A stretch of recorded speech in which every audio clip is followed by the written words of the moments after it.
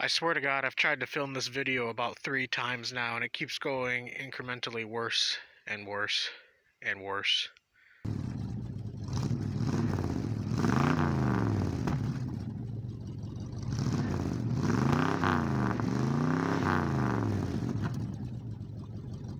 Hey, this is Just a Car Addict.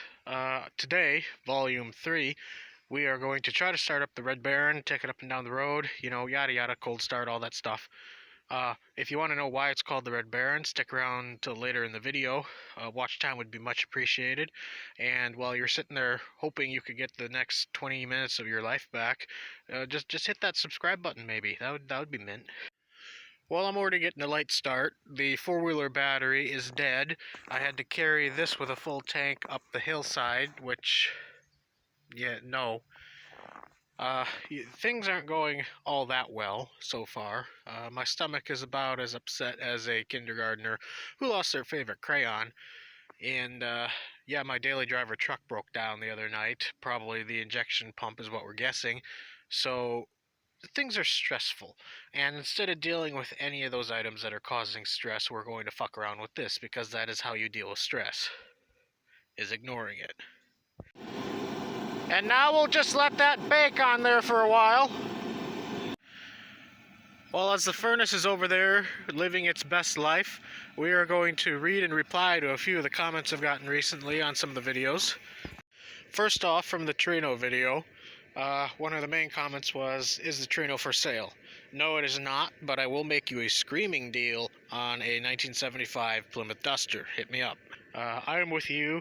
I will always love these Ford Trinos. Like you, more likely from Starsky and Hutch. I would be really afraid of that vinyl roof. Still a great car. So, yeah, the show rocked. The movie actually wasn't even all that bad with Owen Wilson and Ben Stiller.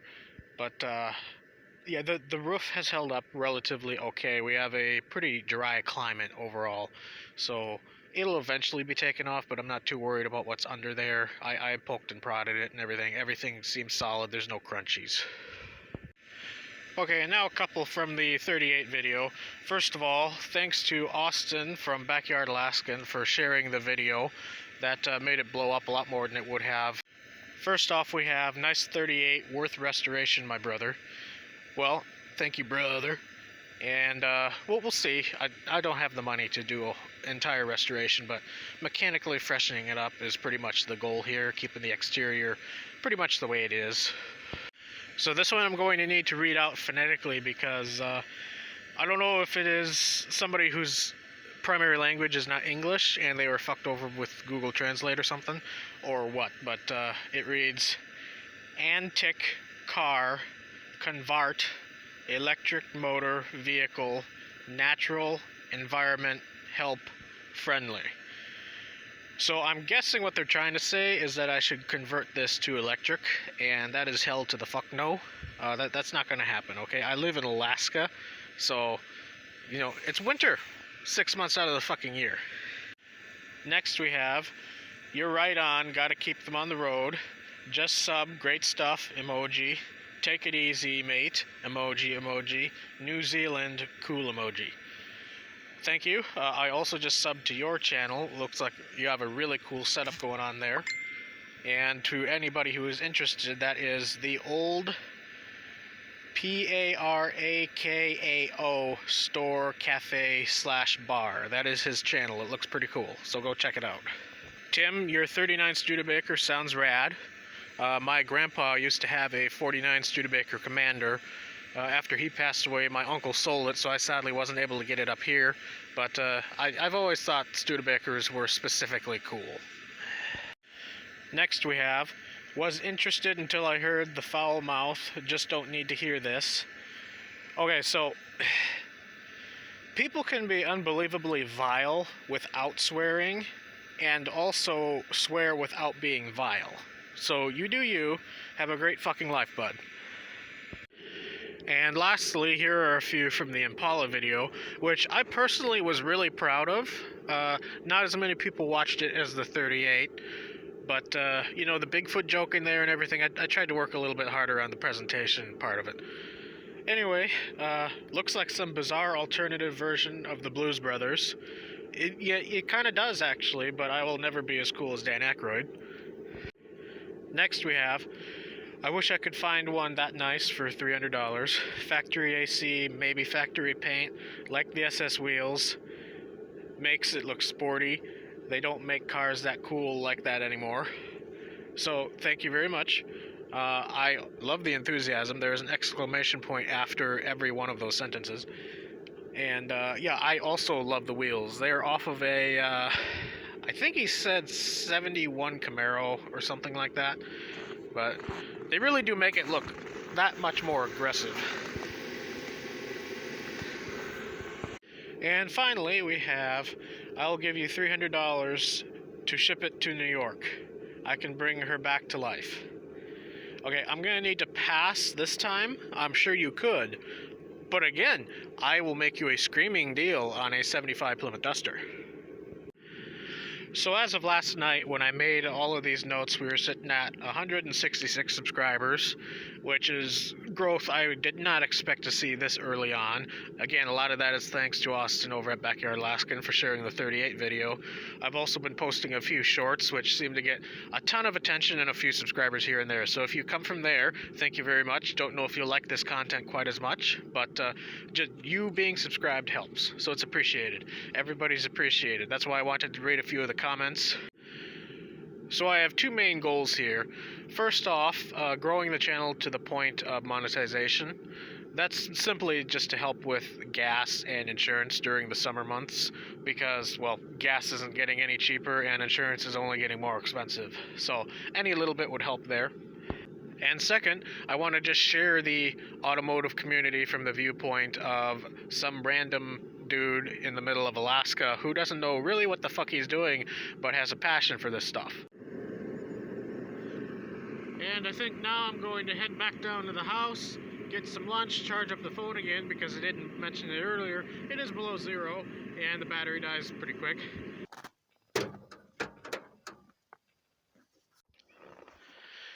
And here's the power plant, a 392 International V8. This is not the original engine from this truck. That one, the prior owner had some engine work done at a local shop, and they fucked it up. Instead of dealing with that, you see that power line right there? Down that power line at the road below me, there was another International Travelall sitting in the power line.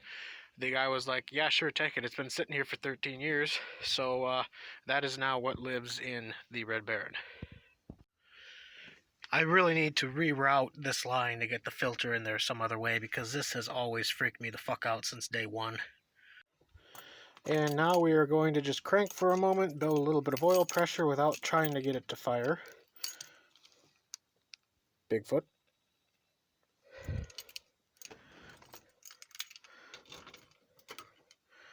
We have the danger lights.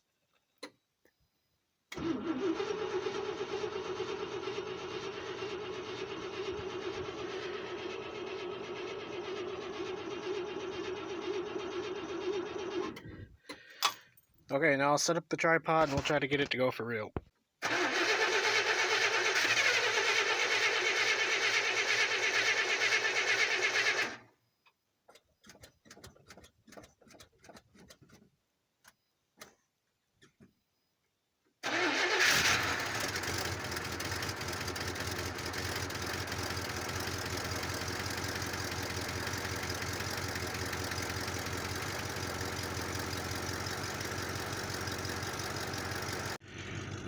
And there we go.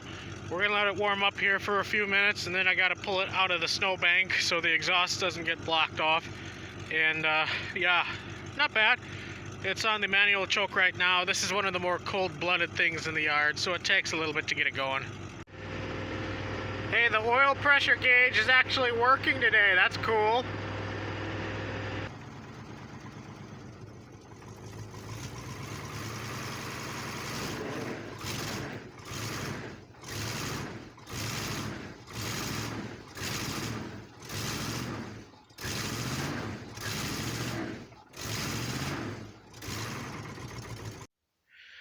Out of anything, this should have had such a fucking easy time pulling out of here. Like, it's a truck, and it's on flat ground.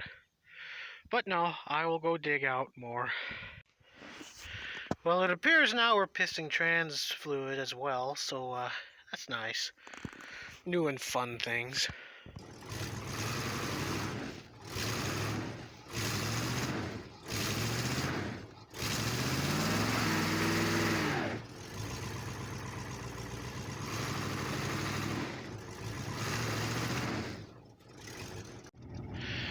The problem here is that it has sunk down into the mud where I parked it about 5 months ago. Just enough that getting forward momentum here is being a little bit of a pain in the dick.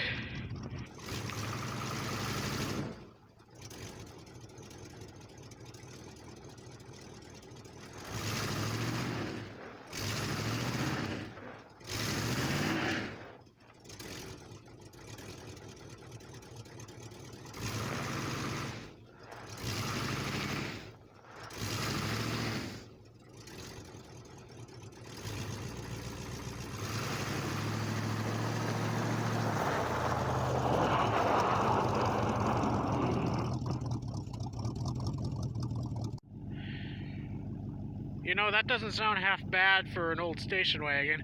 Smells like it's running a little rich, so I think the choke is sticking on just a little bit. It just has one of the cheapo manual ones, but not bad.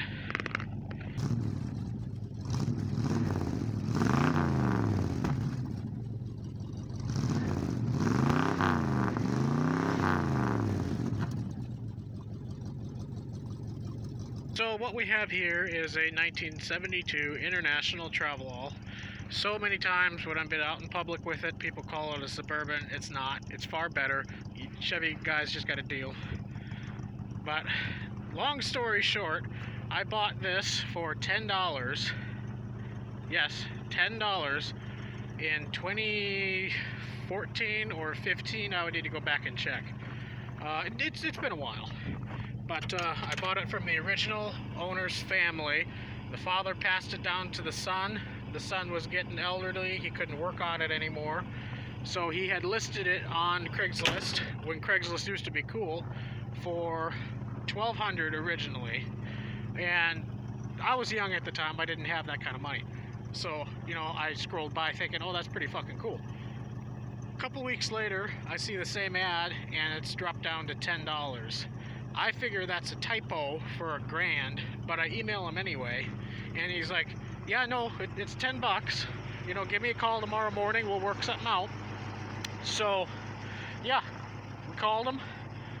He was kind of interviewing people over the phone to find a good home for this vehicle. He wasn't worried about the money or anything, he just wanted to make sure it would be taken care of. And we went through 2 trailers to go pick this up.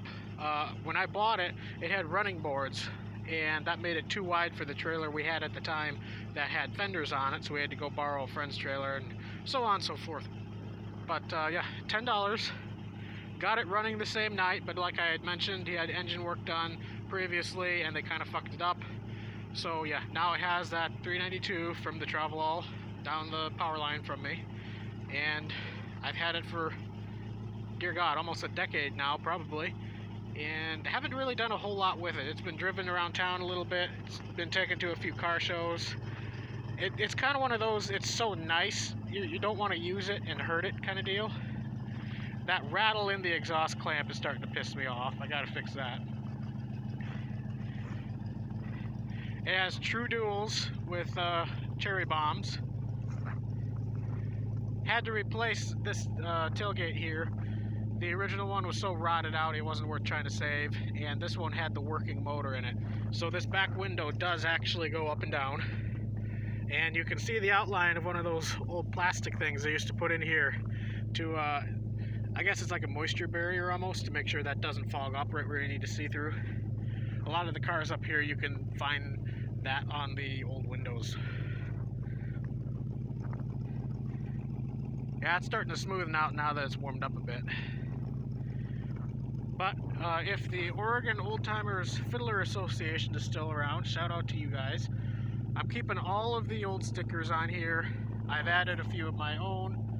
I think it's just part of the vehicle's history, and I like preserving that kind of stuff. So It's just like all the little grandpa dents and everything up front here. I'm not going to fix any of that because it's just part of the vehicle. I love the really deep orange paint this has with the black primer showing through on some of these worn areas here. I really appreciate the contrast to that. In general, this just looks fantastic because it has probably my favorite combo of all time: orange, brown, black with a black interior. This is like the epitome of Halloween going down the road, and I love Halloween.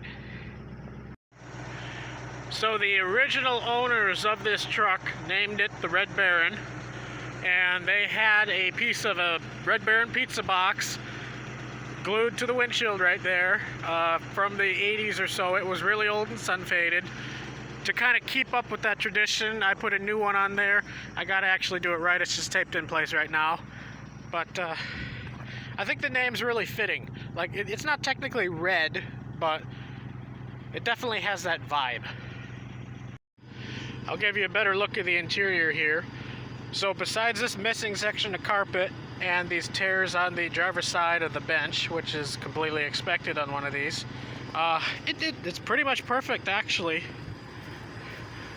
Very few cracks or anything. It's held up quite well. The back seat would fold down completely, so you could get plywood or drywall or something back there. Headliner.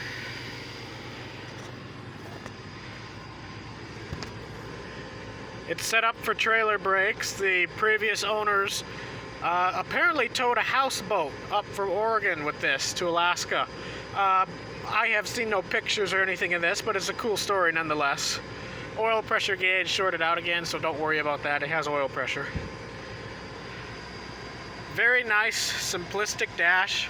Everything's where you need it to be. Radio works.